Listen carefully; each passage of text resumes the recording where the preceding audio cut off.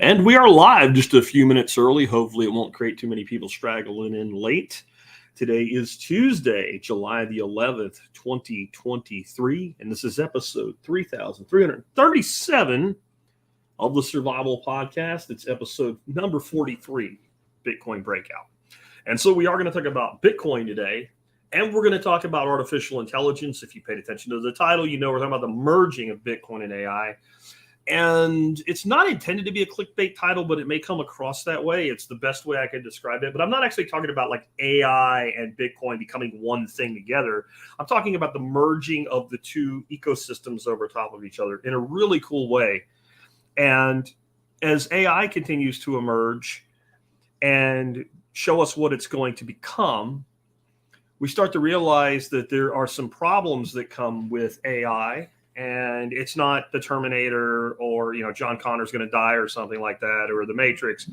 It's that AI empowers people to do a hell of a lot with a little bit and basically spawn off infinite clones of humans or bots. And this is a problem. This is a bigger problem I think most people are aware of outside of the developer space.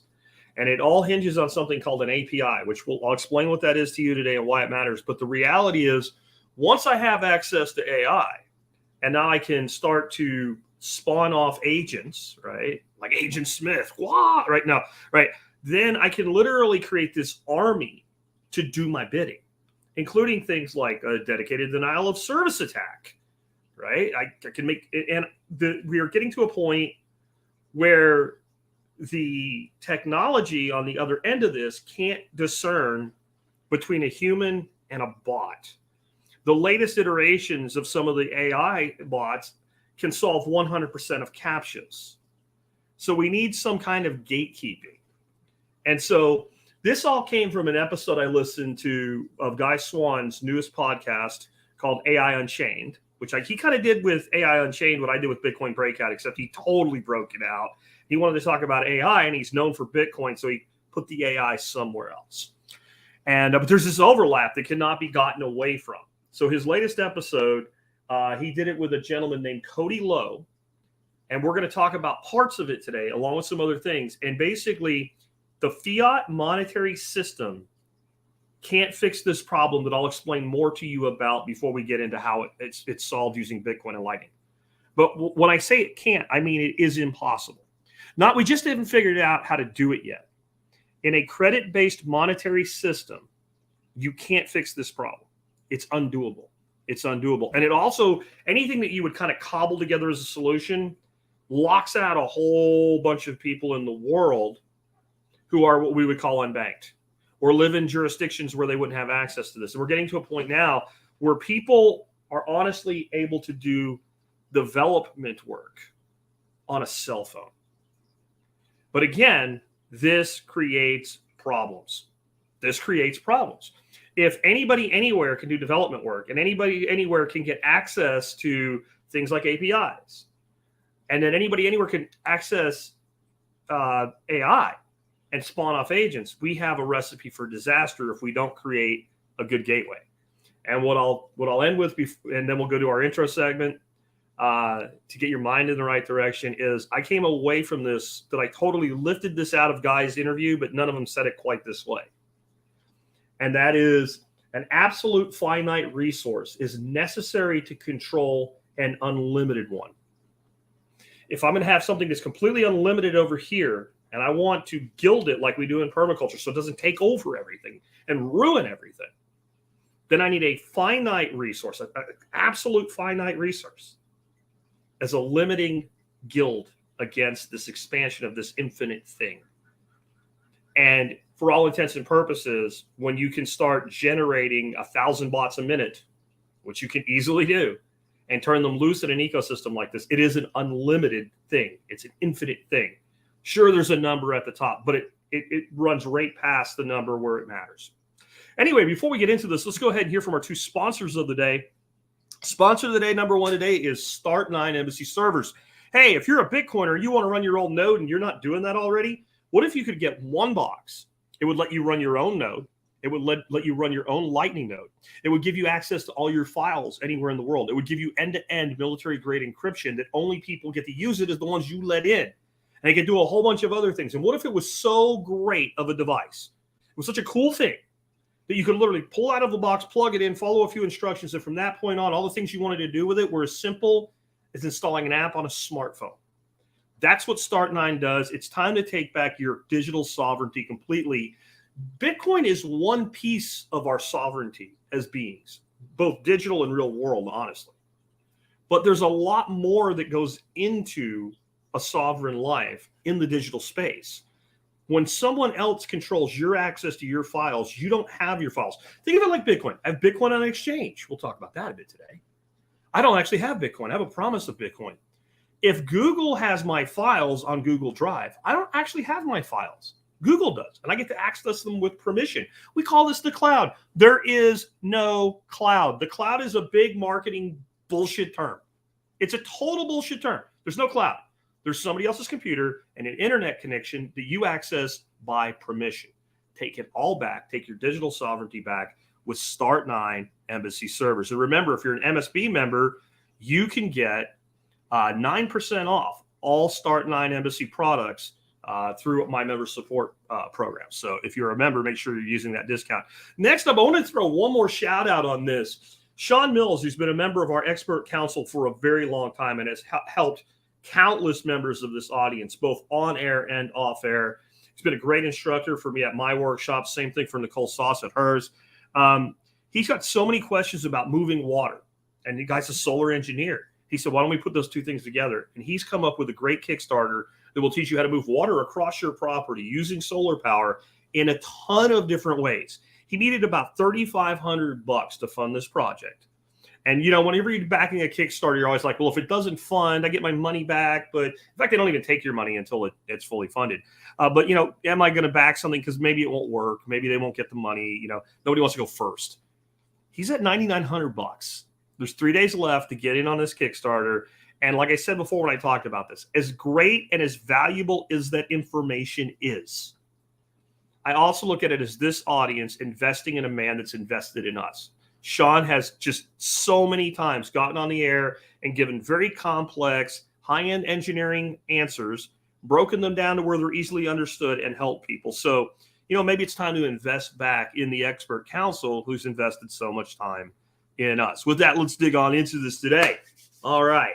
So let's start off with, before we can define the problem and talk about how Bitcoin and Lightning can be a solution to the problem, we have to understand how the problem becomes a problem in the first place.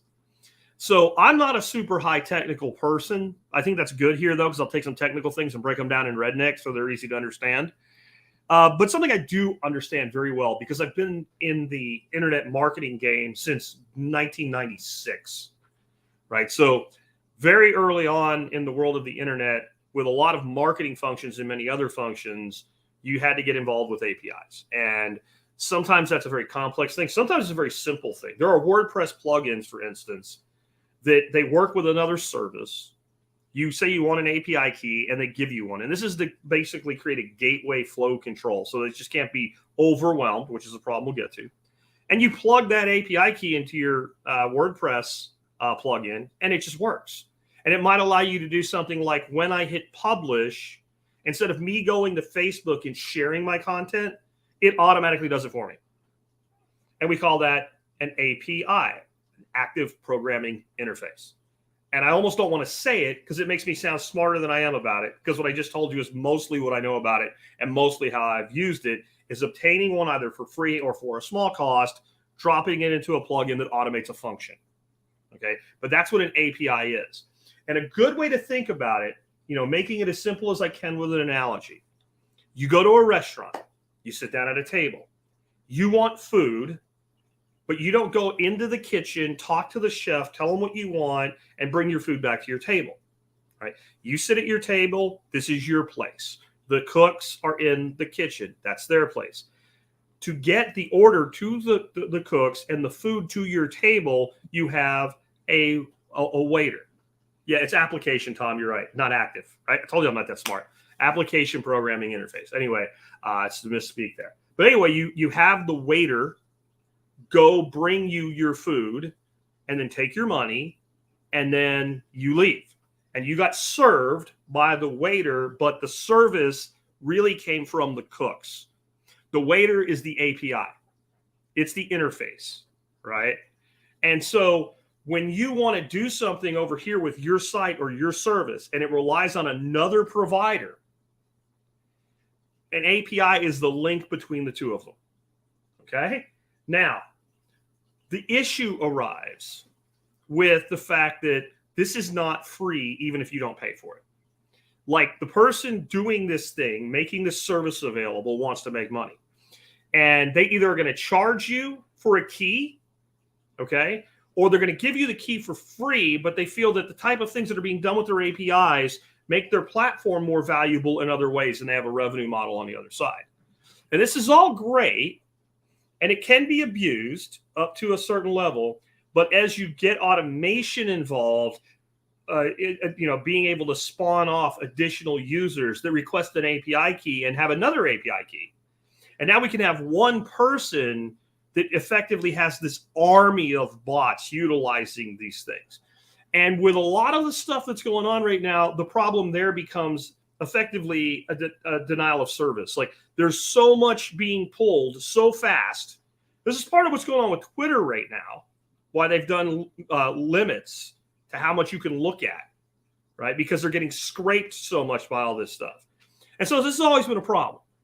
But it's been a problem that mostly has been able to be dealt with until now. Now you introduce artificial intelligence. You introduce that to people who really know how to use it. And now they can spawn all the automation on their end that starts hammering these AI interfaces. Now, here's where it gets really problematic. Okay, that's all a service level thing mostly. But when you're using AI to generate agents that use an API to ping other AI systems, you're generating a real cost, an energy cost. So when you go to ChatGPT and you say, tell me this thing, tell me, what it was like for my uncle in 1925 and speak to me in, I don't know, broken English like an immigrant from Czechoslovakia. And it does that and you're entertained. There's a lot of computing power that goes into doing that. There's GPUs spinning really, really fast to make that happen. And if it's just you, they're doing a freemium. They bring you in. Let's look at ChatGPT's model. They bring you in. You get the lower version for free. They limit your use. When use is really high, you can't log in. You pay for the upgrade. You get a faster response, and they get paid, and everybody's happy, right? Until somebody wants to use an API to get into that system. And then says to their own API or their own artificial intelligence, make minions for me. And they should start hammering it from everywhere. This is a problem because there's a tremendous amount, just like Bitcoin uses energy to mine, there's a tremendous amount of energy going on the other end of this equation. So the solution is you charge. And if you charge, well, then you limit that ability, right? And that's why, again, ChatGPT 4, just as a single user, has a fee. I think it's $20 a month you pay to be able to use it. When you start getting in the world of automation, it gets far more complicated. And the problem with saying, well, we'll just charge and we'll say you get up to X. And if you want to go to Y, you have to pay more. It sort of kind of works, but it doesn't because the expense can become extremely high. And then, trust me, as someone who sells digital product online, when your customer lies like a little bitch and goes to their bank, their credit card provider, and says, this is a fraudulent charge, 99% of the time, you as the person selling the service, because you can't provide a FedEx link. No matter what you provide screenshots of the son of a bitch logging into his private website, they still just take the money back from you. They don't just take the money back from you. Let's say that person paid you $20 a month for access to a thing. When they do that chargeback, they charge you like a $35 charge. So you end up $20 out plus $35 out. You've been back to zero, and they've used the resources, and you're screwed. This doesn't work. What is necessary to make this work is a real-time, on-demand billing system with instant final settlement. That is the only thing that will truly button this down and fix this issue. So that if I have a per API call, so when you do something and it sends that stuff out, it sends the waiter to the kitchen, that's an API call. I'm asking you to do a thing for me. Bring me my biscuits. Every time you do that, there's a charge. Now, if you try to do that with a credit card, it's cost prohibitive. It costs more to make the charge for half a penny than the half a penny. And a half a penny is a serious limiter when somebody starts trying to do this, in like a million calls a day. Because like when I listened to the show with Guy, the dude that was on with him, again, his name was, I like to give people credit, Kody Low. He said, I could go to bed at night with one of the things I've developed and wake up to a $20,000 bill if I don't have flow control on this of some kind. And if I am selling and I end up with a chargeback, I've got a credit risk, it becomes undoable. But if every single spam, if I'm getting paid to be spammed, you can spam me all you want. It's a revenue model. If it's costing me 1/4 cent and I'm billing you 1/2 and you can't back charge me, you can go until you get tired, right? And I might get time to answer questions about Strike and stuff today, but this is a pretty complex topic. But if you do have questions for me in the live feed, all caps is the way to do that, and I'll see what I can do about that. But no, I don't have any word directly from Strike, but I'll give you my thoughts on it if we end up with time. And the credit-based system can't do this. Now, what's interesting is that Guy dropped this episode on the 3rd of July, I think. And I know how Guy does his production, so he didn't record it on the 3rd of July. Maybe it was a week earlier. And lo and behold, this week, and I believe that Kody is connected to this because he's part of the Fediment stuff, and they were running a hackathon this month to do development on Lightning and Bitcoin and Fedi and all of it. And this came out of that hackathon. And in less than a week and a half after that episode dropped, you're looking at the solution. You're looking at an API call. Now, this is being done manually because it's like a test bed, but it already works. That you ask AI to do a thing, and it generates an invoice, and you pay the invoice. And that all can be automated. Again, it's being done slowly in this little video here so that you can see what's happening, but that can all be running constantly. And this is incredibly necessary because spam will never go away. This actually changes spam into, you have to pay for my attention. You have to pay me for my attention. It's not spam anymore. And I set my own price. So I'm willing to decide how much you have to pay me for my attention. You have to pay me for my resources. And understand what's going on here. This is actually really cool, and it gets into the energy discussion. The big problem with these API calls out to all of these, AI servers, again, is there's a huge computing network necessary to make this stuff work. There's a lot of energy being expended. So that little tiny drain of energy multiplied by 1,000,000 takes all the energy away. That's the infinite resource. There is no limit on how many bots I can spawn. And there's no limit to what those bots can do by making requests of servers. But there's something many people don't know, and I did learn this from Guy's episode. I had no idea about this. We've all seen a 404 error code in HTML.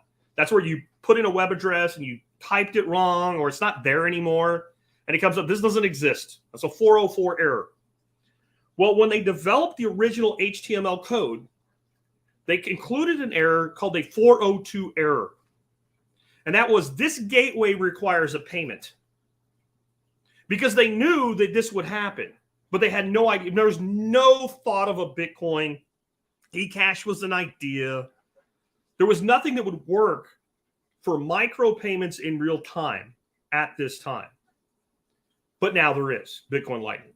So using that 402 gateway, basically, when this thing asks for a thing, now instead of just saying you're screwed, here's an error that doesn't mean anything to you, pay me.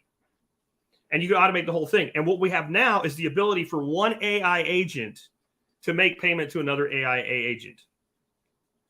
And with that, now we can start developing on this. And again, if you listen to that episode, I don't want to rehash the whole thing. I want to have a different conversation about it. But Kody is talking about, and he gets way more technical than me, but how people more like me can now do development. And he was talking about doing it as a browser-based system for doing application development, that someone can sit and develop these things on a phone sitting in the middle of sub-Saharan Africa. And that person will never have access in any reasonable time anyway to a credit card to buy access. But they already probably have Bitcoin and they're probably already using it. And with very simple technology, that person now can develop applications. They can develop things for use to the world and can participate in this new economy. And fiat won't do it. And again, not fiat won't do it. Fiat can't do it. If all of the bankers got together and said, shit, you know what, we woke up today and for the first time ever, instead of just saying it, we actually care about developing nations. They're not just extracting their resources. We actually care about the people in them. We want to let them participate in this. We want to stop just being parasitic leech bastards and sucking from them. Let's make our system work for them. It can't do it. It's what Jack Mallers calls the boomer payment system. It was developed in the 50s, 60s, and 70s. It's still using tech from those days. The connections are faster, but the back end is the same. Think of the boomer payment network this way. You go out, like I recently did, and you totally upgrade your in-house network. You've got cutting edge in-house network. Your speed from your computer on your desk to your computer in your bedroom is breathtaking, right? It's beyond what anybody can conceive of even 10 years ago. But you have an old school dial-up 56K modem connection out to the internet. Everything you've done inside means absolutely nothing the minute you try to go out from your local network, your LAN, to your WAN. The bottleneck is there. That is the boomer payment network. That's the boomer payment network. The back end of it, the DSLAM, is a bottleneck of time and expense. And this solves that. And this is a huge deal. It's a huge deal. And it goes, like, again, I think part of what has me excited is how quickly, like, this was an idea, and the idea has become a reality in weeks because we're in an open source development model. And you can't, I think if you're young, this is very hard to look at and truly appreciate, because you've lived in a world where things generally get from idea to, from conception to idea to reality pretty quick. This is fast even for that mindset. But if you grew up in the 70s and 80s, to listen to a podcast that didn't exist in the 80s when you were a kid, hear an idea on a podcast that sounds revolutionary, and less than 10 days later, see it exist because somebody threw a hackathon, it tells you where we are in this process. We are extremely early. Just on the Bitcoin thing as a macro right now. I can't tell you what my biggest pushback I get from on Bitcoin is. There's a few top contenders.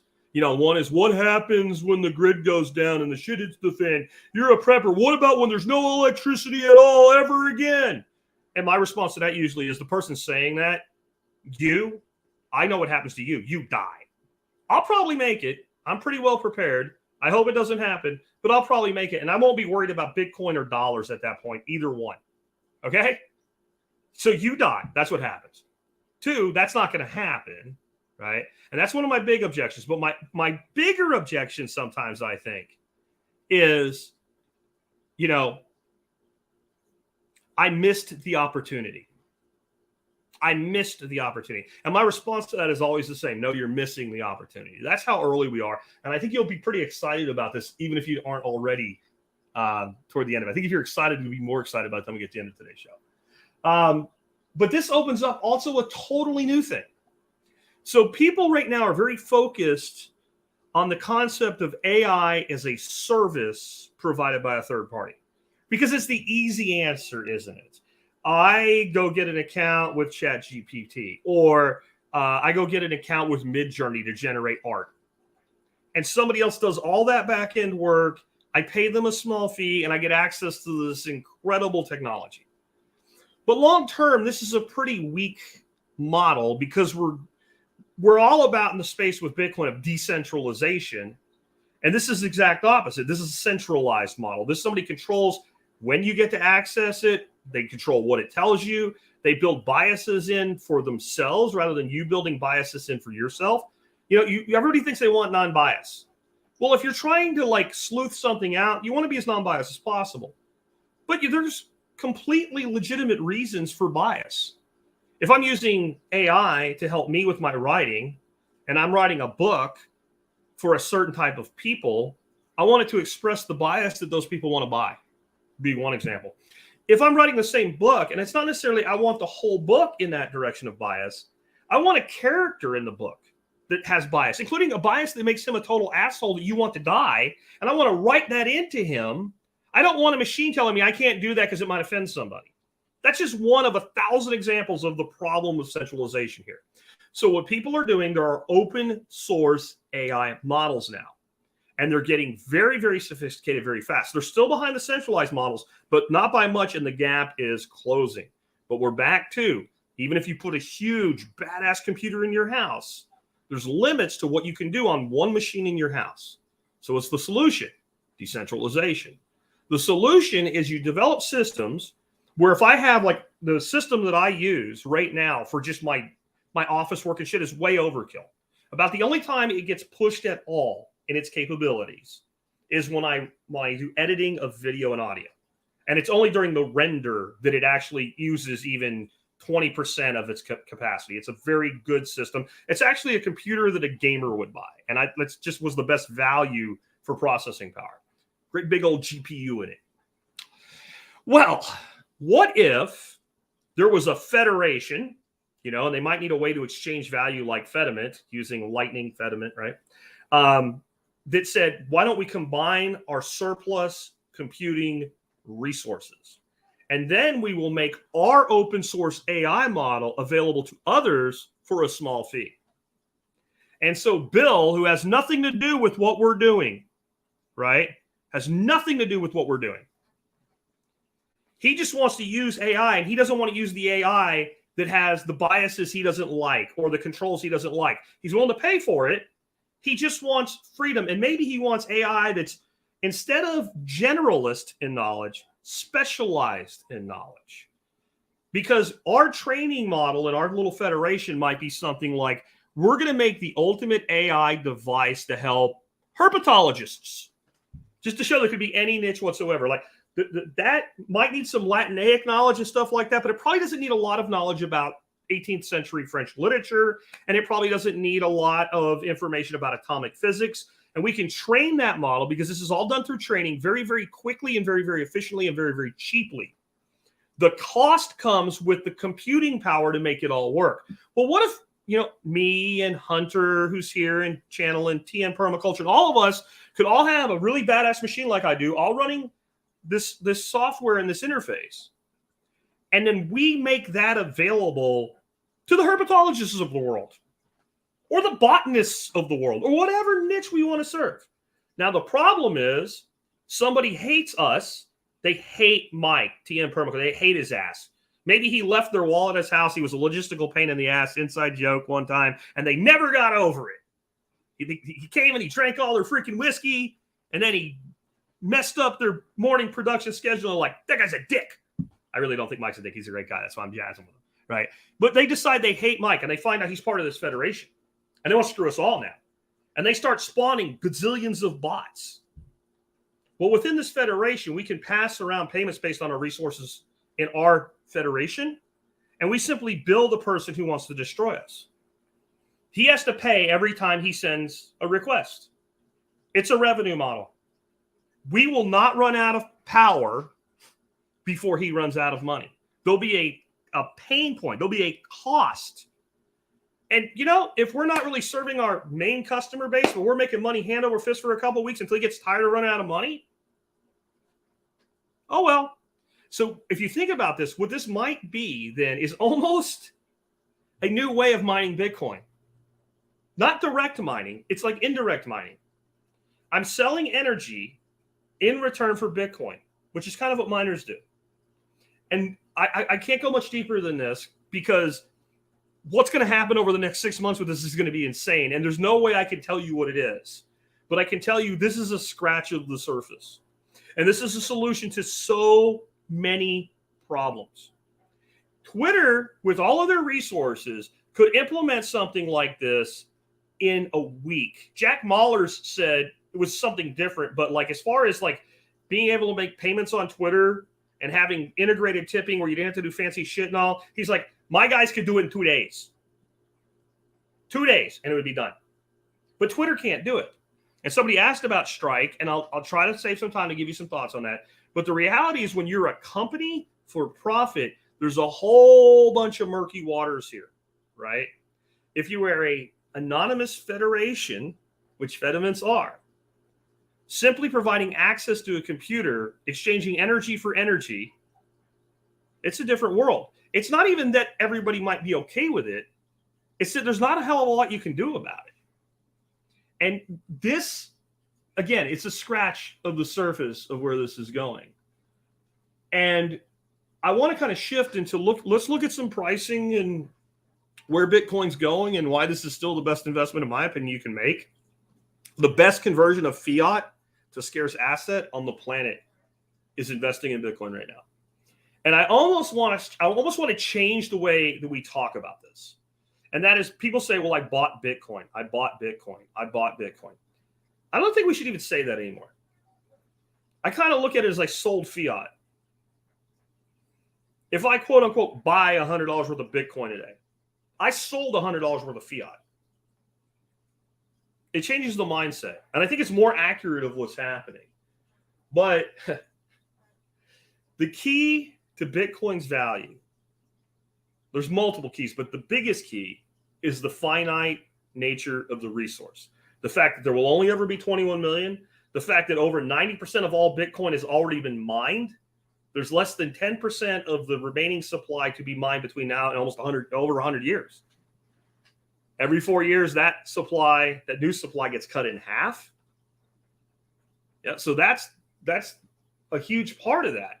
But what magnifies that is how much people, institutions, groups, etc., sell their fiat for and put it over here and go, that's an asset.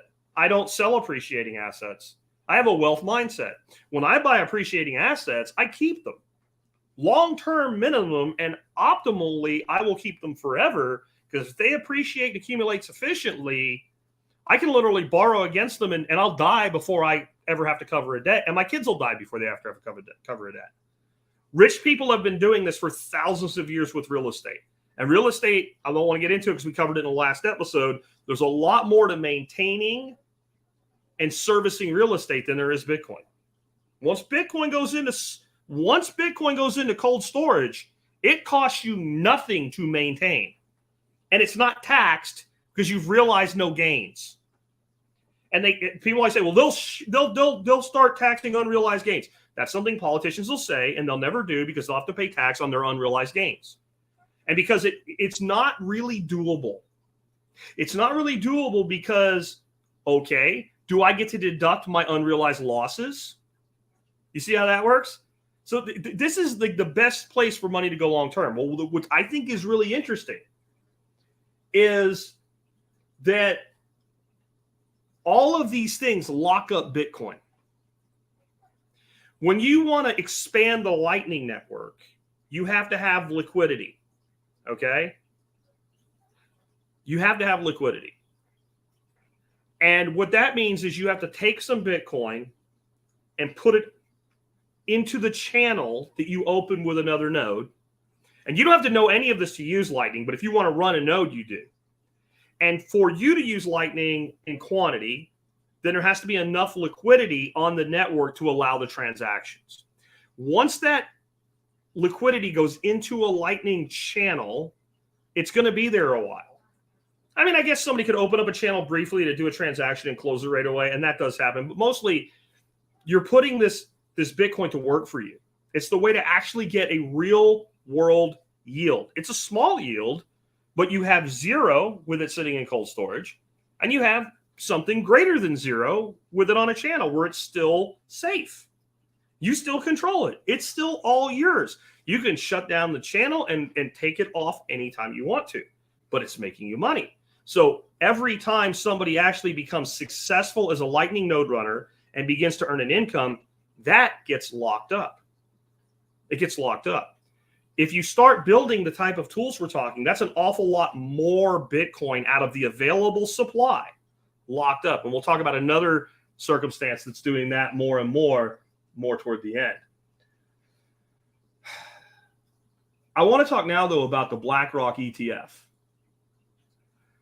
I think this is going to happen. I'm not sure. If you said lay odds, 75% right now. If you asked me 2 weeks ago to lay odds, I would have said 65. So we're heading that direction of greater confidence out of me with this.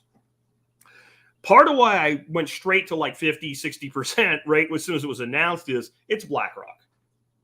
It's BlackRock. And generally, if BlackRock wants a thing, then BlackRock gets a thing. Yeah, that's just how it works. When BlackRock wants something from the SEC, BlackRock gets it. They're just that big. They're that much a behemoth. They are that much a tool of the elites that the elites are the ones that tell the bureaucrats what to do. That's one reason. But there's another reason. For a large part of my life, I was in sales.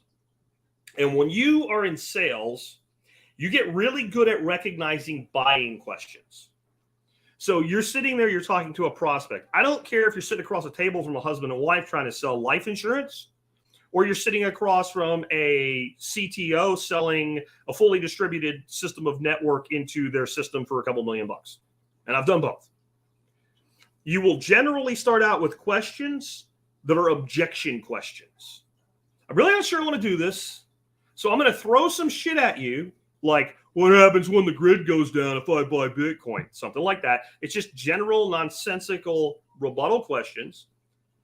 And assuming the person really is a good prospect for your product, as a good salesperson, you handle those. But at that point, you're like, I don't know if this deal goes anywhere or not. And you want to handle them as quickly as possible, because if the deal's not going to go anywhere, believe it or not, you want to know as fast as possible when you want to leave. That's what makes a good salesperson. If I can figure out I'm never selling to this customer, or this customer is going to take so much time, I could have made 4 other deals while I'm jacking around with them, then I'm going to go do the other deals.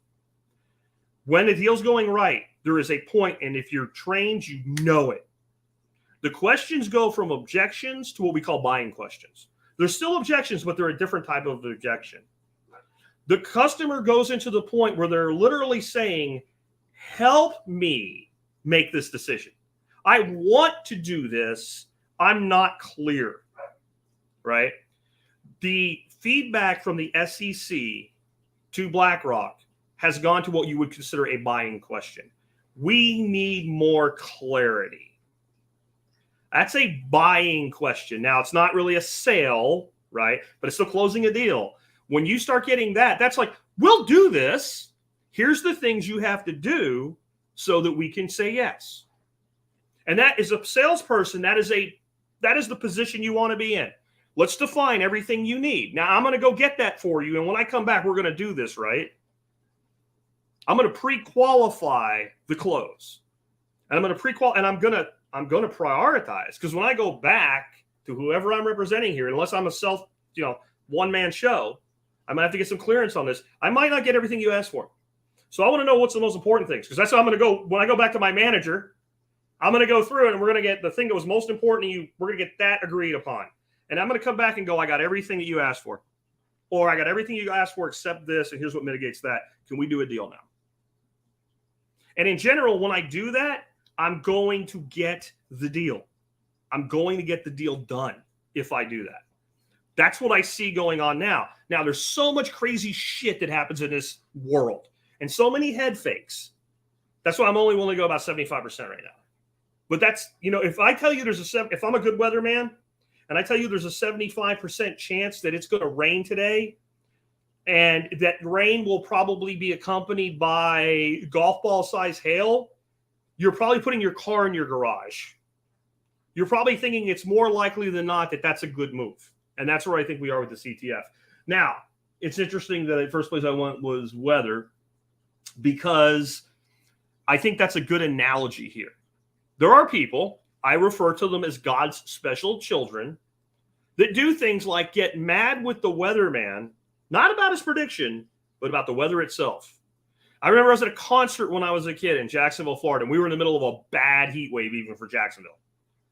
And it was like this, it was kind of like a Lollapalooza before those existed, right? It was like country and classic rock guys. I think like Rick Springfield was there, if I remember right, and Charlie Daniels Band. As divergent as that is, that's what was going on. And, they bring different people up on stage in between the acts and all, and they bring this dude up, and he was the local weatherman. And they're like, here's so-and-so from Channel 4 Weather. And everyone's like, boo! Like it's his fault that it's hot. He just told you that it was hot. So when I talk about ETFs, I talk about the probability that they'll occur, why I think they're going to occur, and the good part of them happening. And then I get the purest Bitcoin maxis that are all angry, like Odell. We shouldn't have this. Okay, well, I don't care what you think. I'm telling you what I think is going to happen. I'm the weatherman here. There's a freaking storm over there, and it's coming. And by the way, yes, it's a storm. It's not all hunky-dory, but we're in the middle of a drought. This would be great because maybe the crops will grow instead of putting Brondo on them, right? Like, that's where I come from with this. And there's a lot of good out of this, and there's very little bad. And what I mean by very little bad is somebody else choosing to invest in Bitcoin through an ETF does not have any impact on your ability to self-custody. And self-custody right now is more popular than it's ever been, and that gives me a lot of pleasure, and we'll talk about that in a bit. Okay? It doesn't matter that you think it's stupid for Bill to buy a Bitcoin ETF. Maybe Bill thinks you're stupid because you don't understand that Bill has $750,000 sitting in a tax-deferred account right now that he cannot access Bitcoin with because it's a 401k and he still works for his company and he can't even go into a self-directed IRA with it. And he wants his money set free to buy something. The other side of this with the ETFs are, we have ETFs for everything. You can buy an ETF that holds, specific companies that make money on kidney dialysis. I've checked. It's a thing. You can buy an ETF that holds cadmium or cobalt. The most audible supply of any product on planet Earth is the Bitcoin blockchain and how much Bitcoin there is and when it's going to come out. There's nothing that could be easier to audit than a Bitcoin ETF, especially a spot ETF, and we'll get into that in a second. So just not a moral issue. If we can have an ETF for giraffe manure, and there probably isn't one, but there could be, then we should be able to have an ETF for Bitcoin. If we can have an ETF for silver, SLV, ticker symbol, then we should be able to have a Bitcoin spot ETF as well. Just because, why would Bitcoin be singled out and not allowed into this game that everybody else is? And if we're going to say it's money, then it should be able to do anything money does. And we have dollar ETFs. We have euro ETFs. So why can't we have a Bitcoin ETF? And again, whether you think we should or not doesn't matter. I'm telling you it's going to happen. And I'm going to tell you it's going to unleash a massive wall of money. A massive wall of money. But I think there's a lot of confusion right now. Do we need one? Don't we already have Bitcoin ETFs? How is the spot Bitcoin different? So let's talk about what we have and what we don't have. The first is we have something like Grayscale's Bitcoin Trust. And people say, well, it's based on spot Bitcoin. It's not a futures one, right? So what's the deal? Why doesn't Grayscale do really well? Grayscale is what's called a closed-end fund. Okay? A closed-end fund. That is not what a spot ETF is. Let's start out. What is a closed-end fund? A closed-end fund works like this. Grayscale gets a bunch of money together, buys a certain quantity of Bitcoin. I don't even know how much they're holding. Let's say it was like a freaking metric shit ton, 100,000 Bitcoins. And they sell shares in the fund itself. And each share will represent a portion of Bitcoin within the fund. It could be 1 to 1. It could be 1/10 to 1. So for every one share, you hold 1/10 of a Bitcoin, 0.1 Bitcoin. Looks like a spot ETF. It isn't. It isn't. Because it's closed end. And what that means is when you want to buy into Grayscale, somebody holding Grayscale shares sells you their share. And if more people wanted to buy Grayscale shares than they had available inventory, that fund is closed. They can't go exchange with the market back and forth. If you want to sell your Grayscale shares in the fund itself, somebody who wants to buy it in that form has to buy it from you. That's a closed-end fund. It's a little simplified, but it should be enough for you to understand the difference. An ETF works different. Let's say I am the ETF manager, the money manager for the new Bitcoin ETF. And 1,000 people want to buy in today, a Bitcoin apiece. Then in the name of the company and the underlying custodian, I go buy 1,000 Bitcoin at market. And then you have your ETF share, and it's very close to 1 to 1. It won't be perfect, but one share of that ETF will always be very close, if not the exact same, as one Bitcoin, right? That's very simple to understand that way. And likewise, let's say a shitload of people holding the ETF decide, I want to sell my Bitcoin today. Well, you don't have to sell your shares at a discount to get rid of them because only somebody that wants the fund will buy them. I, the manager, sell enough Bitcoin on the market, and then you have sold your Bitcoin through us as a broker, is the way to think about it. Now, you should, if you understand that, you should understand that there's no comparison between the two. Because there's a global market that trades 365 days a year, 24 hours a day, to sell that Bitcoin into or to buy that Bitcoin from. Versus taking this stuff and it's like loading up a truck, and each box in the truck is Bitcoin. And I keep the truck and we just change the name on the box. That's a closed-end fund. And it actually can work for some things. It's a terrible way to do Bitcoin. And I don't think Grayscale even wanted to. I think they did it as a test bed, and their whole goal has been to get it converted to a spot ETF and run it a totally different way. And that would be when it would really pay off for their early investors. And it really won't until they get the ability to do that, if they do. Now, it's going to be very hard once something like a BlackRock ETF gets approved for the SEC to say no to the next person. Because this is all public, right? It's a public filing. So even if these other companies didn't do it right, yeah, they could just take BlackRock's filing, and as long as they can comply with what they file, well, why can't we do it too? And if you're Joe Spoody's brokerage firm, that probably won't work. But when you're Edward Jones, it's very difficult then to justify, well, you can't do this, but they can. Because there's tons of ETFs that trade the same shit. There's more than one silver ETF. It's not like whoever goes first gets it. So there's a massive amount of money, but there's another side to it. Am I talking about lockup? So inventory is one thing. That's how much Bitcoin exists and how much is being produced every day. But that's what exists isn't available to be purchased. You can't, the little bit of Bitcoin I have, you can't buy it. I'm not selling it. I see Builder of Castles here. I know he's a long-term hodler. You can't buy his Bitcoin. Tom's here, our web guy Tom. He's not selling his Bitcoin. We're small players. It's not for sale, though. There's millions of us. And there's a lot of big-time ballers. They're not selling theirs either. That stuff's locked up long-term. So there's only a certain amount that's available to be traded. Now, when you take institutional money and you bring it into that very finite amount, the price action gets crazy. It gets crazy. I don't even want to speculate at what, not even this cycle, but the next one.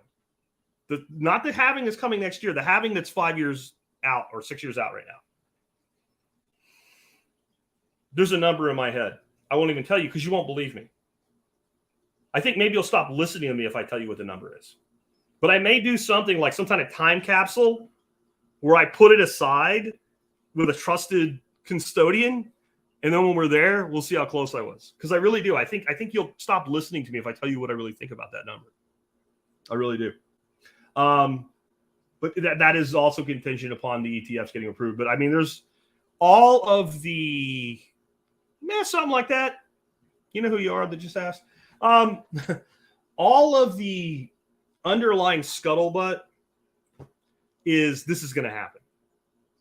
Like before it might happen, it could happen. I don't know. There wasn't this undertow. Now that could just be the BlackRock name, but yeah, I think this is definitely leaning toward the 75% or better. And when I say that number, I'm talking before the next halving.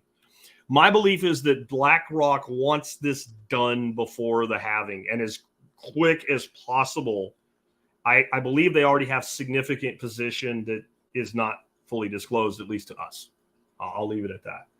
I actually think they may have been behind a lot of the things that suppressed the price and pushed us further down in the last bull market, which, by the way, is officially over if you ain't noticed. Now, I've been getting a lot of anger from people because BlackRock are evil people. I know that. But Bitcoin is for enemies. I've been getting a lot of feedback. BlackRock's going to co-opt Bitcoin. So you don't know how Bitcoin works. That's my response. So you don't understand how Bitcoin works. If I own half of all the Bitcoin, I can't co-opt it. The dude with a pieced together Raspberry Pi node has as much say about the Bitcoin network as I do at that point. I can manipulate price. I can dump it. But all I'm doing is giving away my Bitcoin to stronger hands at that point. You can't co-opt Bitcoin. It's not doable. There is something in the filing about, well, what do we do if a fork happens? Trust me, guys, that has to be there. BlackRock can't force a fork in Bitcoin, and it can't force anybody running a node to pick up the BlackRock fork. You're not going to get BlackRock coin out of this.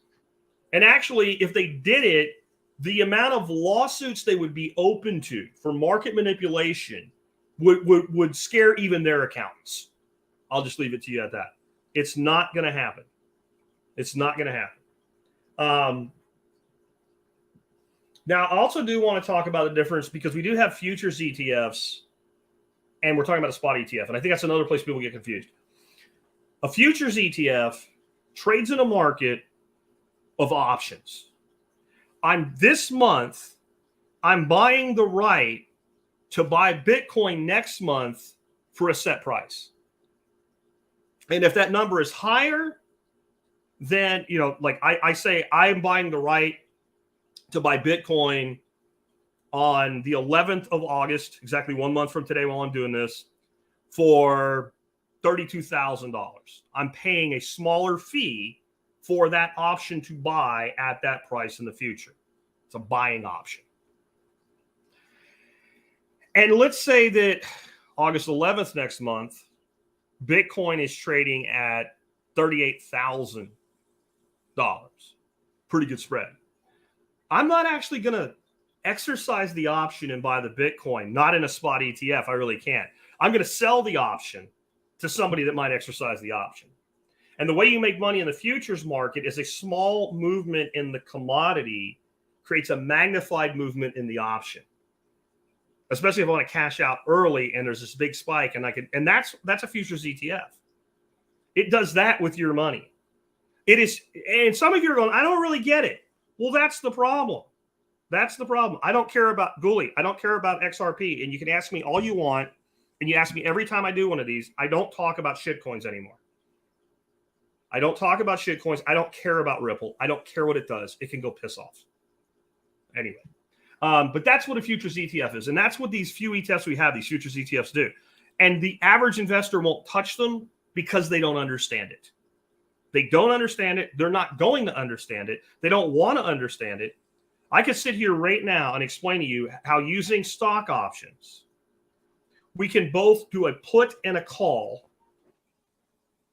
create what we call a collar in an options trade, and guarantee one of two outcomes. At the end of the cycle, I break even or I make a little bit of money, but I'll never lose.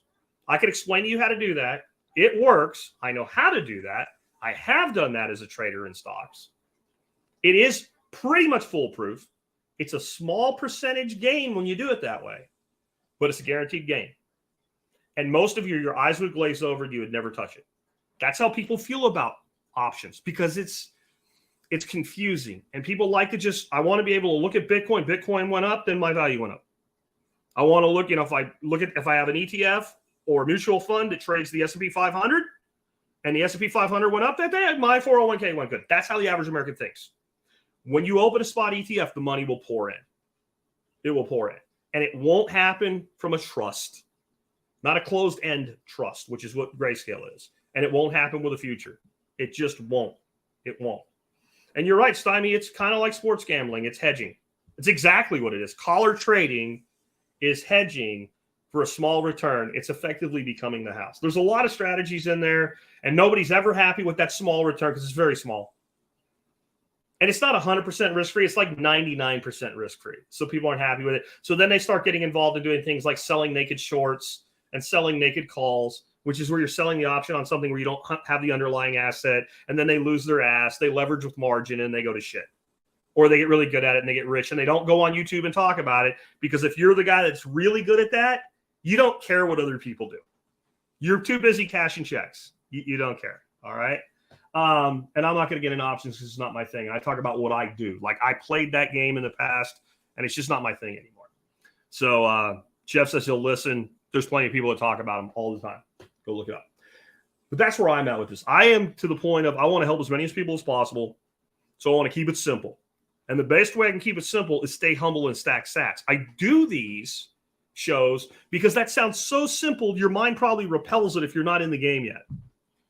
Like, it can't be that all I have to do is dollar cost average into Bitcoin and I'll do well for myself. That can't be. It can't be that simple. There has to be a trick. I have to get my head around it. No. Do all the game theory research and whatever you want. Listen to shows like this. But in the end, it's going to come back to that. Take the Bitcoin, put it into cold storage, and don't touch it. And don't touch it unless you need it. It'll be there if you need it. But need is a big thing. And this is a big part of psychology.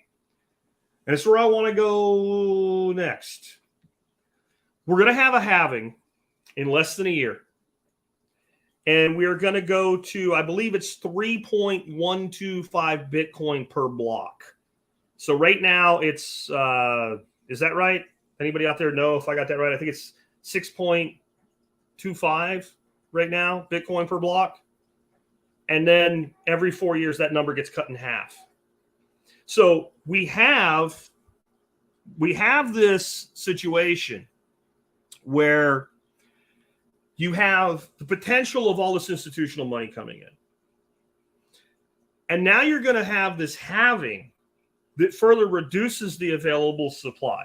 And that's going to create a tremendous amount of price action. Looks like I got it right, 6.25 and 3.125. This is my second podcast today. I was on for 2 hours with Nicole and John. So if I misspeak or something, I'm sorry. Like, my mind has limits too. So in a year, we're going to have that halving.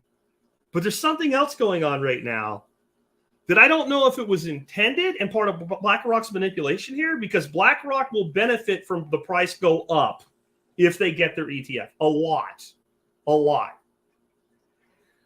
But all of this shit that recently happened, all of these, angry letters and lawsuits by the SEC, telling Coinbase, we think you're selling unregistered securities, the FTX debacle, all of it has resulted in the largest flight by holders to cold storage that we've ever seen. Right now, I'm going to play this for you real quick so I can wet the whistle since I've been on so much. Right now, there's less Bitcoin on exchanges than there has been since 2018.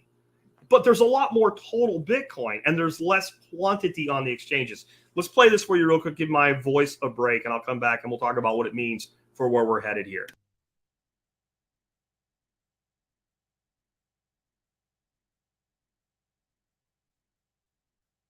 Sorry about the delay, guys. Just a second.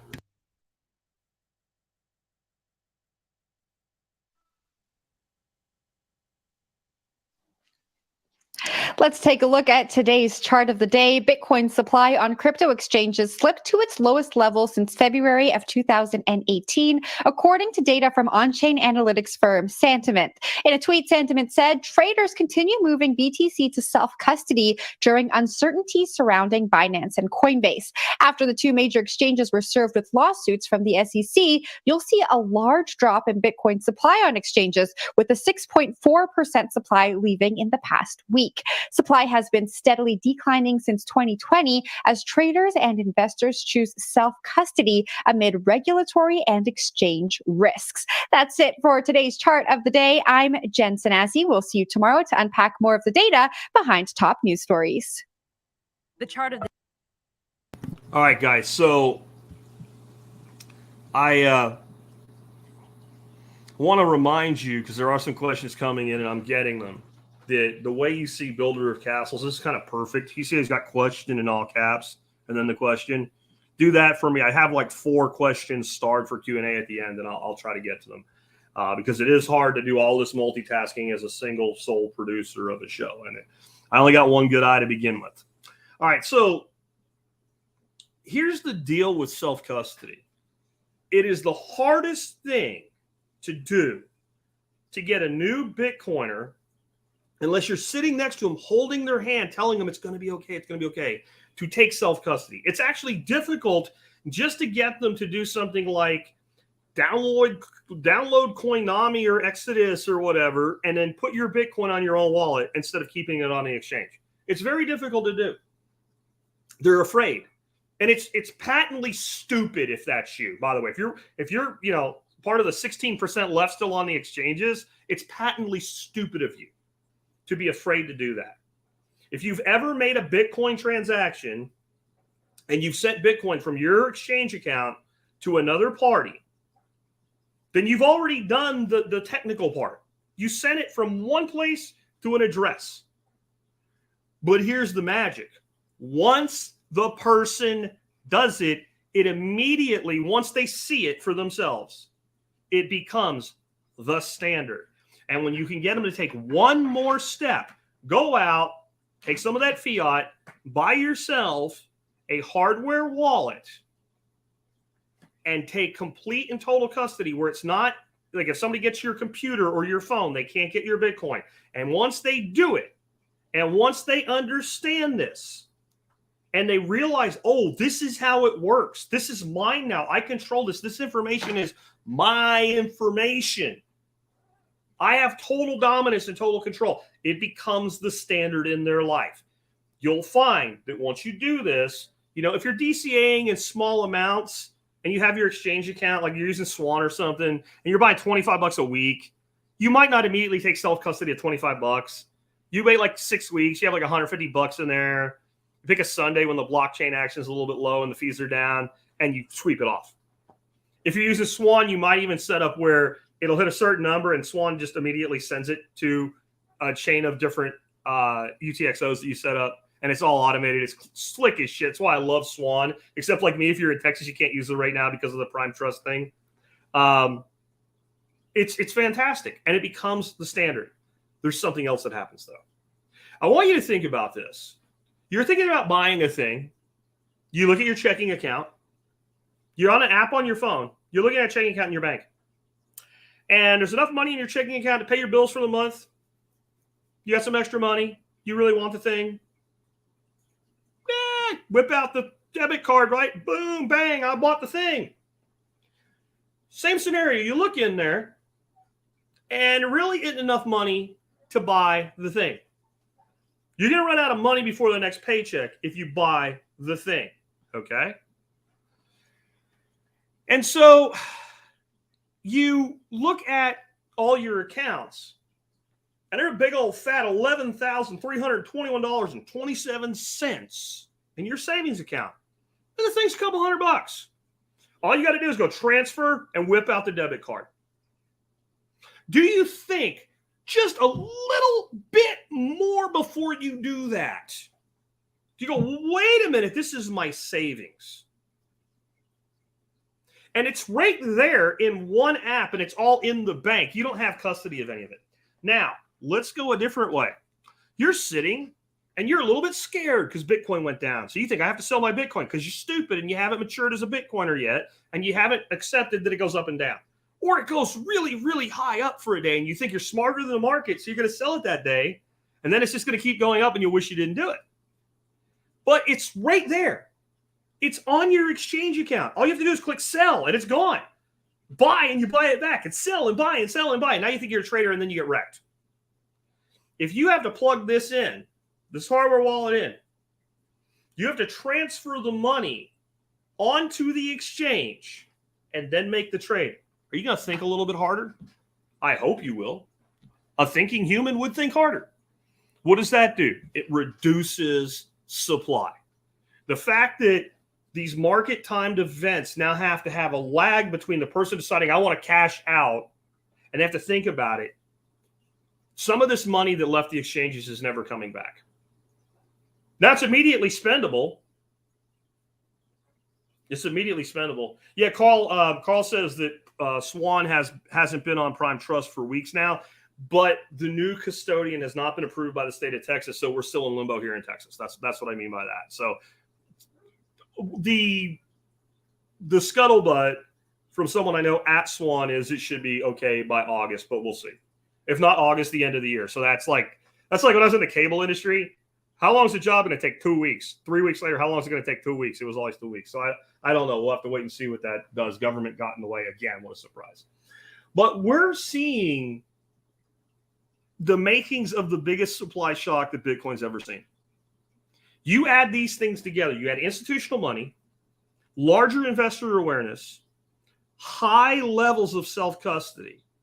And if you look at the graph, it's not slowing down now, is it? Right? Like that amount of self-custody. Let me pull that. I won't play the video again. I'm just going to pull up the window. And if you see the purple shading there, and then that purple is the self-cut. That's how much of Bitcoin is left on the exchange. This green line is something else. The purple this is what happened. This is how much Bitcoin ended up on exchanges right back here. This is about 2019, 2020. And it's a straight line down. Because every time some shit goes sideways, people wake up to what they should have always woken up to. The entire point of Bitcoin is being your own bank. And that the main thing about being your own bank is not a payments system. It's custody. It's custody. Why do you put your money in the bank? The fact that you can make a payment from the bank without going to get your money is secondary to the original reason people put their money in bank. I keep my money at my house. So he breaks in my house, steals my money. I put my money in the bank. They got to get in the bank to get my money. Plus I got insurance. So it's security. It's safety. Well, your money is much more secure in self-custody Bitcoin with 12 words in your head and hopefully ensconced somewhere permanently than it is in the bank. It's a lot more secure because no one can ever shut you off, right? Right? Like no one can decide, okay, you know what? I don't think Carl deserves his Bitcoin anymore. By the way, they can do that with Ethereum, and they have. The Ethereum Foundation can shut off your Ethereum, which means all of the shit coins, the mother asshole of shit coins Ethereum have spawned, can also be shut off. The whole Tornado Cash thing, they could identify account numbers. Ethereum has account numbers. Not where your money should be. Bitcoin, stay humble, stack sats. This is all coming. This is all coming. And you also now, let's go back. Now you're looking at a massive use case for the most rapidly emerging technology on the planet, artificial intelligence, thrown up on top of that. Now you're looking at banking the unbanked for technological use, not for buying mealy porridge, which is what it's been up till now. And I have to ask you a question. What happens if any major country starts buying Bitcoin? Prints their fiat, buys Bitcoin. Now I have to ask you another question. Given everything that we're talking about here, given the fact that if you're printing money, it's not yours anyway, right? Given the fact that you're taking a risk with somebody else's money, the taxpayers' money, Why wouldn't at least one major country start stacking sats insignificantly so? Why wouldn't they? If it doesn't work, you're not going to get fired. You're a bureaucrat. It doesn't matter. Especially if you get a fractional reserve system and the outside independent body, the central bank, was doing it in the name of the country. Hey, you ain't got to go to jail or anything. You're rich as shit. You don't care. You're either a hero or nothing happens. Wah, wah. So, do you think it's possible that one or more nations, either directly or indirectly, are already doing this? They're already doing this. Or they're funding mining operations that you think are independent mining operations, but they're actually being held in some form in custody of a nation. This is an if. This isn't, hey, 75% likelihood ETF BlackRock prediction. This is an if. I just look at how many countries there are in the world. And we know at least one country is holding Bitcoin on the public treasury. That's El Salvador. That maybe somebody else is already doing this. And let me ask you a question. This is a serious question. Once the jig is up, once the cat gets out of that bag, once a country like the United States finds out, holy shit, when China banned Bitcoin for the 900th time, what they really did is start amassing Bitcoin from the United States by funding mining operations, because there's a ton of Chinese money funding American mining operations. I'm not saying the Bitcoin's going to China. I'm just saying there's a shit ton of Chinese money funding the development of mining operations in the United States. And I believe that even if the rumor is plausible that any central bank in the world is buying Bitcoin, every major central bank in the world begins buying Bitcoin. And then my number for the next cycle is stupid low. Because math. I think that if you are not doing this right now, you don't understand what's going on at all. You don't understand what's going on at all. I can't get these numbers exactly right. I put this on Nostr last week, but I talked about the value of being a whole coiner, and some of it I can remember. And basically it works out like this. If we had a complete fantasy scenario about resetting the opportunity of Bitcoin, if we said instead of mining it over time, there's 21 million right now, and anybody can buy a piece of one or a whole one. You can't buy two. No Michael Saylors, no Bitcoin Trust Grayscale, none of that shit. No early adopters, no Bitcoin billionaires. Everybody can buy one Bitcoin maximum. Now, once you buy it, you can trade it amongst yourselves, but coming out of the pot, and everybody bought a whole one. There could be 21 million whole coiners in the world. There's 330 million people in the United States. In that complete fantasy scenario, it's somewhere like 6% of people in the United States could be a whole coiner if the rest of the world wasn't involved. If you do all of the Americas, North and South America, it was somewhere like 2%. And if you did the global population, 0.23, I think is what it came out to when I did the math. 0.2 something percent of the global population in the ultimate fantasy scenario where everybody gets one can be a whole coiner. Now, there's a couple million coins that were mined by Satoshi that are locked up infinitely and never moved since the day they were put there. There are at least 1 million Bitcoins that are stranded, lost, keys missing. People threw away laptops that mined early on. So that's gone.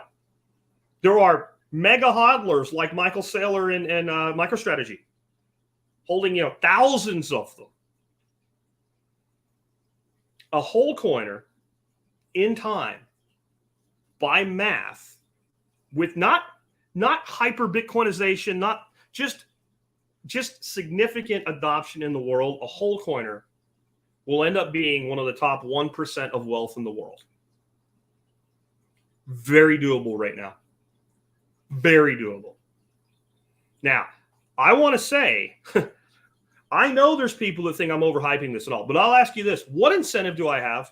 I'm sitting here on a Tuesday doing my second podcast of the day when all I had to do was take the material I did with John and Nicole, and she has no problem with me reusing it, and both of us put it on our feeds, and I could be sitting at my pool right now drinking a beer. My bills are covered. My whole coins are stacked. I don't need anything from this. If every single person listening to me and their mother, their dog, and their brother go buy Bitcoin tomorrow, it won't move the price. It's not like I'm hyping it. I don't do shitcoin reviews like BitBoy for a fee. I don't speak at cryptocurrency conventions. Bitcoin is my absolute least favorite topic in my audience of a podcast I've done for 15 years. My audio episodes that I put out get over 200,000 downloads for most episodes. One on Bitcoin is lucky to get 30, 40,000 downloads over a couple weeks. AI is my second least favorite topic among my audience. And here I sit on a Tuesday when I don't have to be working at all, talking about these two things at the same time, knowing it's going to turn off the vast majority of my audience. So why would I do that? Because I've worked long enough and I've worked hard enough that I can do whatever I want and no one can stop me and I can still pay my bills. So my goal in life has become help as many people as I can. And I don't have a better place for you to run to in a time of uncertainty like right now than Bitcoin. And that's why I did it as a breakout, so that the people that don't want it don't have to listen, but you will never be able to look back and say, damn, Jack, I wasn't listening. I'm sorry, but you should have kept telling me. No. Let's see what we can get. There's one other question. Any word from Strike about direct deposit? Well, I don't have any dialogue with Strike. I have really tried to get a relationship with Mahlers or one of his people. I've loved to get Mahlers on for an interview. No one from Strike will talk to me. So I don't have any information that you probably couldn't find yourself. I will tell you that right now I think that one of Jack Mahler's predictions is coming to fruition. I think he's being squeezed by Jamie Dimon. And I think Jamie Dimon thought, I'm going to fight Strike on K Street in D.C. with lobbying and regulation and all. And the SEC is signaling, no, you're not. No, you're not. We see that we're gonna do this because somebody more important than you wants us to. You know? So I think what they're doing is, well, within, like, it's Operation Choke Point 2.0, right? Like, you used to be able to do a direct deposit, or not a direct deposit, a debit card deposit into Strike at no cost. And then it was a very small fee. And now you can't do a debit card deposit. I don't think that Jack Mahler said, you know what, screw that. Screw those people that are our customers. We don't like them anymore. I think it became cost prohibitive for him to allow that. And so I think it's things like that that are squeezing Strike. And it's going to be up to Strike to innovate around it. By becoming a company that's in the public space, even if they're not publicly traded, and in this business of money handling, they are subject to so many regulations and so much requirement for participation within the banking sector. And so I don't know how they're going to handle it. I think it's a great company. I love Jack. I would love to have a discussion with him, and I would love to have somebody at Strike where when there's problems, I can say, hey, could you talk to this person?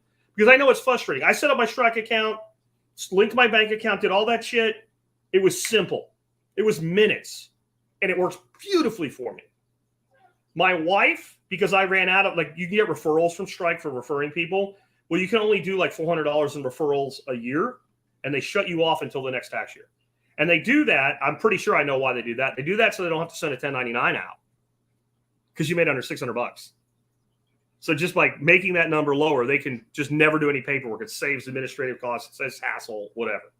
So I figure, well, my wife can set up a Strike account. And then when my referrals run out for the year, I'll just change the link over to hers. And it would not verify her banking information, her ID. And it was like being put on a terror watch list. Like, you couldn't talk to anybody. And that sucks. And I'll tell you what, As much as I love Fold, same shit. Difference is I was able to get a contact inside Fold, and when somebody in my audience has that problem, assuming they're not, a terrorist trying to create fraud or something, I can get in touch with Jeremy over there, and we can generally get that problem ironed out.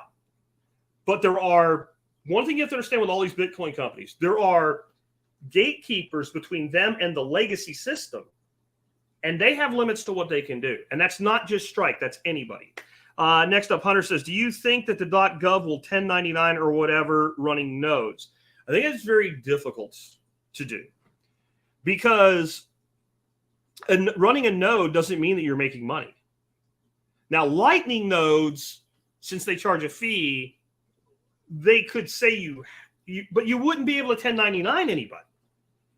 They could come up with some way to try to enforce you reporting your income on fees, which technically, if you're following the letter of the law, you should be anyway.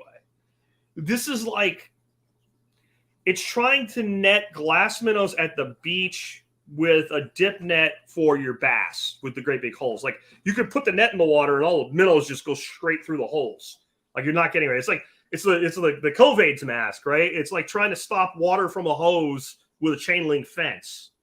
Little bit gets knocked down, it all goes through. Like, they have to pick and choose their battles.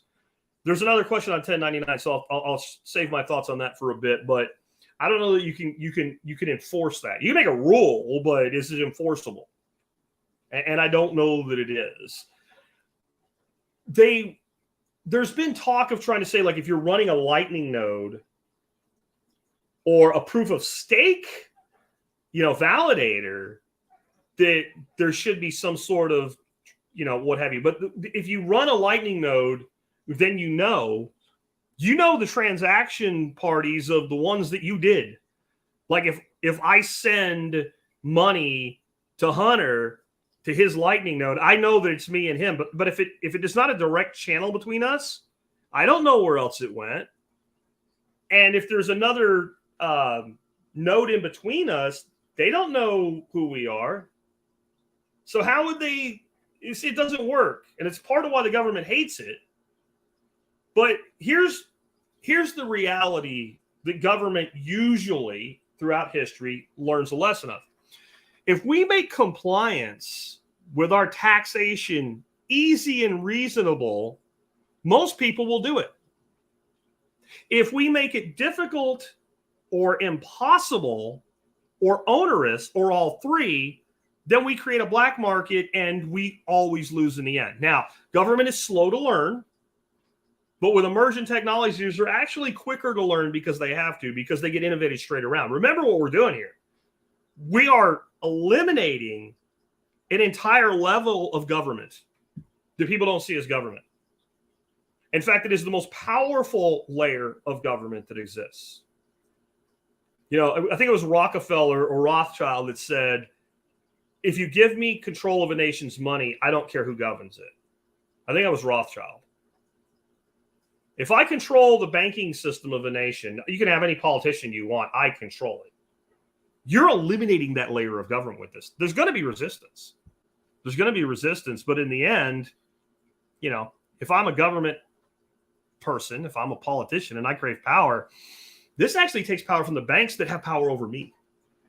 So I think there's a point where there starts to be some other things. So this is kind of the same question here. What do you think about IRS Form W-9 requirements for exchanges? Well, I hate all things from government. But here's what I'm saying. If you're doing what I'm telling you to do, you don't give a shit about a W-9. W-9s would be Jack Spirko opens up a Bitcoin account with ABC Exchange. Jack Spirko buys $20,000 worth of Bitcoin and leaves it on the exchange. He doesn't hodl. That Bitcoin becomes worth $25,000, and Jack Spirko sells the Bitcoin at $25,000. And he's a good trader. So the Bitcoin goes back down to like $18,000. I buy it all back, and it goes up again, and I sell it, and I keep doing that, and I'm making money by trading. If you buy Bitcoin, take it off the exchange, you don't owe any taxes. You didn't sell it. You didn't profit. You bought it. And it doesn't matter how much it's ever worth. It's yours. Now, people would say, well, it's not no KYC or anything. That ship is sailed. The only way you're going to get no KYC Bitcoin is to sell something for or privately buy Bitcoin from someone whose Bitcoin wasn't KYC'd. Most of it is a pipe dream. It's fairy dust. I don't care that you know I have something if you can't take it from me. That's the security side. Bitcoin is not the best privacy instrument by a long shot, but it is the best security instrument. It is what you would look at as a bloodless revolutionary tool. I'm indestructible. Shoot all the missiles at me you want. When I say that, like me as a person, I'm not, but my wealth is. You can't have it. I'm sorry. Go ahead, try to guess the right atom in the known universe. That's about what it's like to try to get my Bitcoin. Builder of Castle says, what kind of business, what to sell that will pry Bitcoin out of cold diamond hands? Nothing will pry Bitcoin out of cold diamond hands. Nothing. The only reason people buy MSB from me with Bitcoin is they want to learn how to use it. And so that's one way is you can sell to people that are learning how to use it. And most people that buy Bitcoin from or buy my membership product from me with Bitcoin don't take Bitcoin they've been holding since 2014 and do it. They go buy a little bit of Bitcoin and then they send it to me. That's what they do. How do you buy Bitcoin with your business? You mine fiat and you sell it for Bitcoin. Doesn't matter what your business does. Doesn't matter what form of payment you make. It's the same reason somebody will be like, Jack, I know you don't like shitcoins anymore, but unfortunately, I bought a bunch of Algorand when you thought it was going somewhere, and I did. I'm wrong. I was sorry. I've said it. Like I said, Lightning came and destroyed every use case that there was for all these shitcoins. Will you take Algorand? Sure. Oh, okay, great. Now, if you think I'm going to take that Algorand and put it in my wallet and custody it, you're crazy. I'm going to give you an address to an exchange that I have an account with. You're going to send me Algorand. I'm going to flip it into Bitcoin, and I'm going to take it into self-custody. There's no difference in doing it with fiat. You know, if you run a business or a side hustle or whatever, set a budget. So I'm going to buy a minimum of X and a minimum of X percent. So that would mean, like, even if I don't do really great this week, I'm going to buy at least $100. But if I have a really great week, I'm going to buy 20% of my business income or side hustle income or surplus capital. I'm just going to buy Bitcoin with it. It doesn't matter where you get it. It doesn't matter where you get it. Andy says, question, thoughts on Cold Card. Somebody answered you and said Guy Swann uses it and recommends it. That's a good enough endorsement for me. It's a cold storage wallet. If you want to use Cold Card, use Cold Card.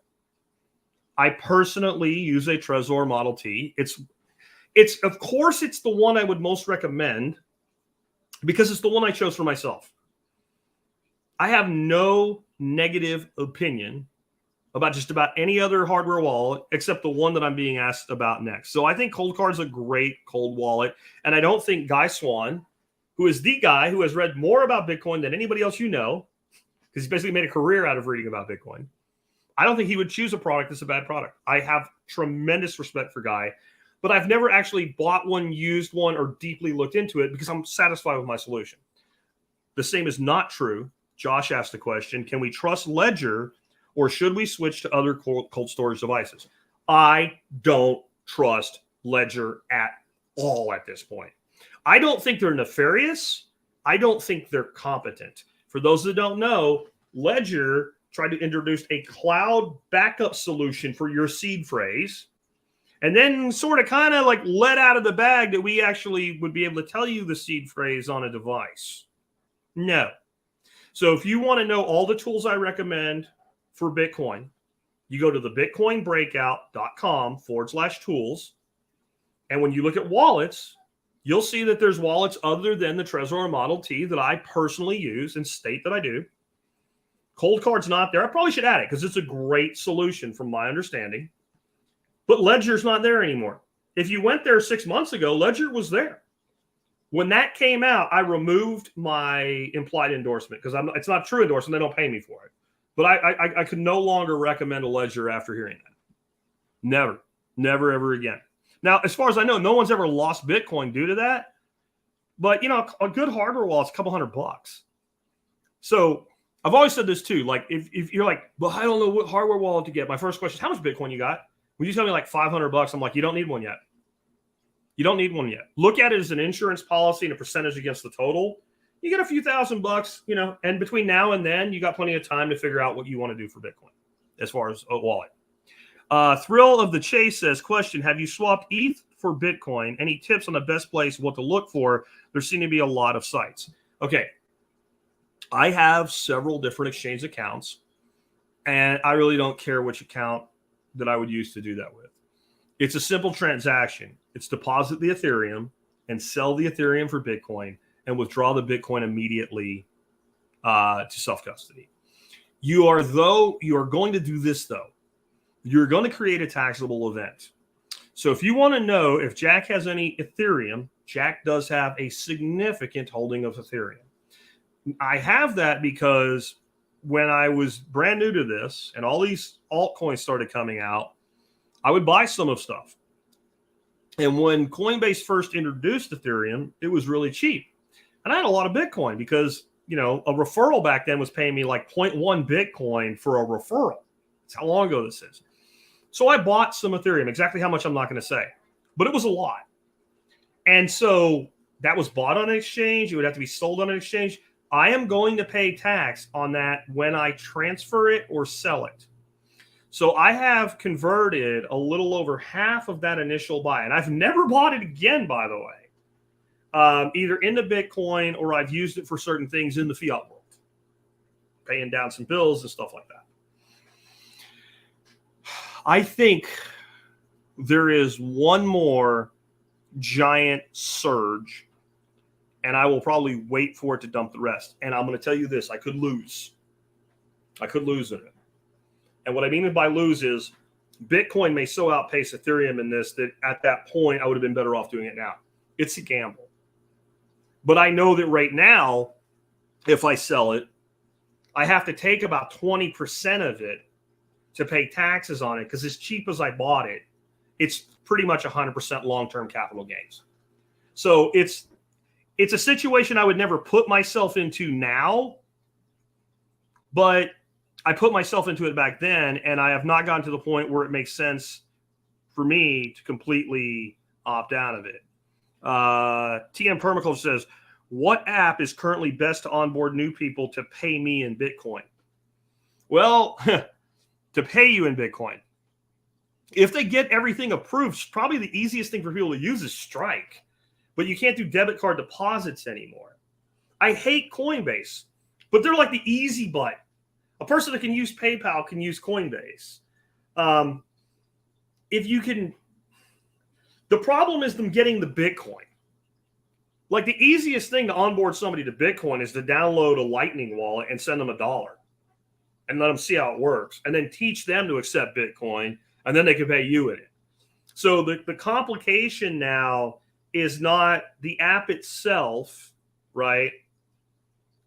The complication is getting the fiat into Bitcoin for the new person who does not want to give their, all their personal information, their driver's license, social security, and do the KYC thing because they don't trust the exchange.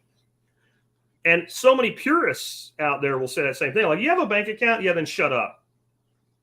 Then shut up. Because you already did that to get a bank account. Now, the people that are purists and don't have a bank account, I'm not living that way. But I respect you. I respect you. But the person with 4 credit cards, 2 bank accounts, a car note, living on a fiat standard, that's had the KYC and all that shit, when they go get their next car lease, they're going to have to do it all again and get a credit check. And then you're like, oh, KYC Bitcoin, shut up. I can't bother with it. I can't bother with it because you're not making any rational sense. So that's the key, Mike. Like, a lot of this stuff works really good. The easiest thing to use for speed and efficiency right now is probably Wallet of Satoshi, right? It's great, but if the person doesn't have any Bitcoin, it's not really helpful. So you have to kind of get somebody onboarded to gaining Bitcoin. But what's the easy app? PayPal, Cash App, whatever. Let them pay you in dollars and buy Bitcoin with it. Really simple. Like mine fiat, right? I picked up that term mine fiat on Nostr. A bunch of plebs on there that, like, when they talk about their job, they're like, up, right, in a coffee picture in the morning, ready to head off to the fiat mines, or at the end of the day, they're having a beer and finally out of the fiat mines for the day. And that's what they're looking at. They're mining fiat with their labor, and they're selling the fiat for Bitcoin. Just flip that around as a business person. If you can get them paying with, fine, but that's your hold up. Jason says, how to properly cache your seed phrases, ideas, and stuff. I've done my work, but maybe you have new ideas. I think the coolest thing you should do is consider building yourself a stamped backup phrase on washers and a bolt. And if you go to the the bitcoinbreakout.com and the Bitcoin tools page, and you scroll down almost to the bottom where it says like fun stuff or something like that, you'll see a video of how to do that. Or get yourself, a titanium backup or something. It should be in metal. What I like about making your own out of washers and bolts and a stamp kit is it's super cheap and it's fun. And it's really easy to basically split it in half and put it in 2 different locations and make multiple copies and do that. And then it's never going to wear out or fade or something like that. And there's a little 3D printed jig to make it all pretty. But you don't need that. And you can buy them for a couple bucks from people that sell them on Etsy and eBay and shit like that anyway. Let's see, are there any more questions before we wrap up today? Okay, this is a question. It's not a question, but it's a FUD. Rick says, so BlackRock with $9 trillion couldn't buy the majority of miners and majority stakeholder per WEF stakeholder owned. Think state of blockchain is the future of everything on blockchain is 100% trackable. Okay, so first of all, for BlackRock to use $9 trillion to buy all the Bitcoin mines, they'd have to sell all the institutional shares that they're holding and end up with nothing except the Bitcoin miners, if you think you're going to do $9 trillion. BlackRock's ETF has absolutely nothing to do with that play, Rick. If you want to buy Bitcoin mining operations, go buy Bitcoin mining operations. You don't need the SEC. BlackRock could go buy Bitcoin mining operations tomorrow morning. Larry Fink could put the Larry Fink logo of a giant turd with his face on it right over top of one of the major mining firms tomorrow. They don't need an ETF to do that. That's not the play. This is the problem. You think miners control the network. Node operators control the network. Node operators control the network. What are they going to do? Shut down the miners? Well, then other people are going to mine. You're going to buy out all. This is a ridiculous assertion. I'm sorry. It's one of those ones like I really can't take seriously. Again, because you're linking to things like, let's say, could BlackRock try to get enough funding to go buy up as much of the mining footprint as he can? Sure. One of the things they'll have to do is figure out how to do it inside one of the number one mining nations outside the United States right now would be Kazakhstan. He'd have to get the people that own these to sell it.